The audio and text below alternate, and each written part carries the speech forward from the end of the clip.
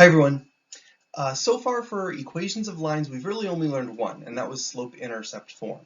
Today we're going to see two more. We're going to see standard form, and we're going to see something called point-slope form. So let's start with point-slope form.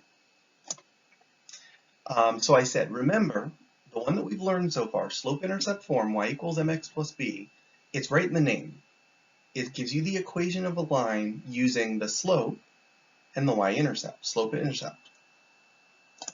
Now, point-slope form, again, the name tells you what it does. You still need the slope, but you can do it with any point on the line. You don't have to know the y-intercept. So this right here is what we call point-slope form. We have an x1 and a y1 in there, again, kind of like when we did slope formula. But we have y minus y1 equals m times x minus x1. Now the difference between y and y1, and also the difference between x and x1, is that x and y, those are just variables. You're going to leave those. But x1 and y1 are numbers. These come from a point. So remember, in slope-intercept form, I said if you know the slope and you know the y-intercept, you just put the numbers in and you're done, m and b. Well, we can do the same thing here. If you know the slope, m, and you know any point on the line and you put it in for x1 and y1, then you got your equation already. So, quick review, m is slope, just like before. M is always slope. x1, y1 can be any point on the line. Absolutely any point. So it doesn't have to be the y-intercept this time. You can do this with any point. So let's go ahead and do that. Let's write an equation of a line that goes through these 2 points right here. So what I need is the slope. Now remember, it doesn't matter if you're using point-slope form like we're doing today or slope-intercept form like we did before. I need the slope. Now when I give you 2 points, the way we find the slope is slope formula. So let's call them x1, y1, and x2, y2. And let's do slope formula. M equals y2 minus y1 over x2 minus x1. And let's put all of our numbers in. y2 was negative 17 minus y1, which is negative 2. And it's all over x2, which is 0, minus x1, which is 5. So we get negative 17 minus negative 2. Now remember, minus a negative turns into plus a positive. So you have negative 17 plus 2, that would be negative 15. And on the bottom, 0 minus 5 would be negative 5. Now negative divided by negative is positive, and 15 divided by 5 is 3. So my final slope ends up being positive 3. Now, let's write an equation for the line using our new formula. So our point-slope form is y minus y1 equals m times x minus x1.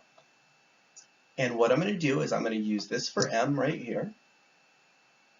M is 3. And let's just use the same x1, y1 we used for slope formula right here. And just put the numbers in. So the first y, the one that doesn't have a number in it, stays a y. You don't plug in a number for that one. But y1 you do. So I have y minus, now y1 is negative 2, equals, m is 3, and then you have x minus 5. x1 was 5. So remember, the x and y, leave them x and y. The x1 and y1, you plug numbers in for. Now, the one thing I can do is the same thing I did on slope formula. When I have y minus negative 2, you can just turn that into y plus 2. So we have y plus 2 equals 3 times x minus 5. And that's our answer. So that's how you write an equation for a line in point-slope form, not slope-intercept form. It's a little bit less work because in slope-intercept form, what we did in part 1, you had to plug in x and y and then do work. You had to solve for b and then go back and put that number back in. You don't have to do any of that. Here you just put the numbers in and you're done. That's what makes it a little easier. Now, the other new form of a line that we have is standard form. Here's standard form right here. AX plus BY equals C. So it's not in Y equals form. The X and Y aren't separate. You have the X and Y grouped together, and then it's all just equal to some number over on the side. Now, the other thing about standard form is you want A, B, and C to be whole numbers. You don't want fractions or decimals in this. So it might be like 2x plus 5y equals 10, or negative 7x plus 3y equals negative 12, or something like that. They can be positive or negative, but you want whole numbers only. This is also the least useful form because you don't know the slope.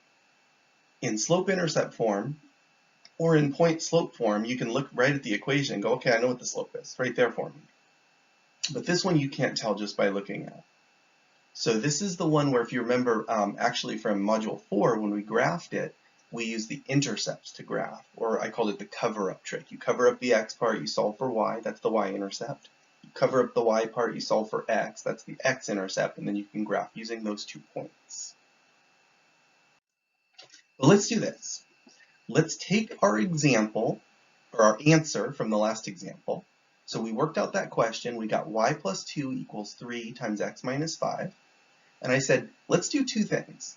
Let's write it in slope-intercept form, and let's also write it in standard form. So let's do each one of those things one at a time. I'm going to recopy the question right here. Y plus 2 equals 3 times x minus 5. And let's write our answer in slope-intercept form.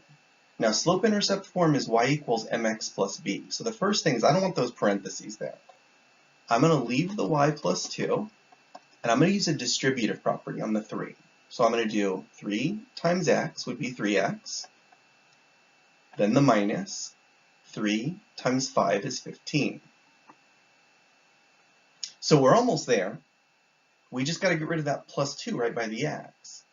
So now if I subtract 2 from both sides of the equation, I'll put a minus 2 here and then a minus 2 here under the 15. The 2 and the negative 2 cancel. We solve for y. We'll leave the 3x. Negative 15 minus 2 more would be negative 17. So see, now it's slope-intercept form, y equals mx plus b. So if you ever solve an equation using point-slope form, like this one up here, and you want it in slope-intercept form, it's usually just 2 extra steps and you're there. Distribute the number in front of the parentheses. In this case, it was 3, the slope. And then just get rid of the number in front of y. Add or subtract. Get rid of that, and you got your y equals mx plus b. Okay, so now the second part of this question says, I also want to see it in standard form. I want to do all 3 forms. Now, what I would probably do here, instead of restarting the question, let's use our work so far. Let's pick up right where we left off. So we put it into slope-intercept form, which was y equals 3x minus 17. And I say, okay, well, in standard form, I want the x and the y in the same place. I want them together, and I want that negative 17 all by itself. So let's leave the y where it is. Let's leave the negative 17 and say, I want to get rid of that 3x. I want it on the other side of the equation. I'm going to do that by subtracting 3x from both sides of the equation. Now on the left side, I don't have an x to line it up with, so I'm just going to put it out front here. 3x minus 3x cancels. What's left over on the left side there, we'll leave the negative 3x. We have a y all by itself. Now when you have a y all by itself, it's positive, so I'm going to put plus y. And then now it's just equal to negative 17, and see, you're there. You got to standard form. So it's actually pretty quick and easy to change back and forth between the original question, which was point-slope form, with the work in black there, where I distributed the 3 and subtracted 2 from each side. I got to slope-intercept form. And then the blue work, where I took that and in one more step, I just subtracted 3x from both sides, kind of put everything in the right place, the negative 3x first, the y second, equal to the number part, and you got your standard form.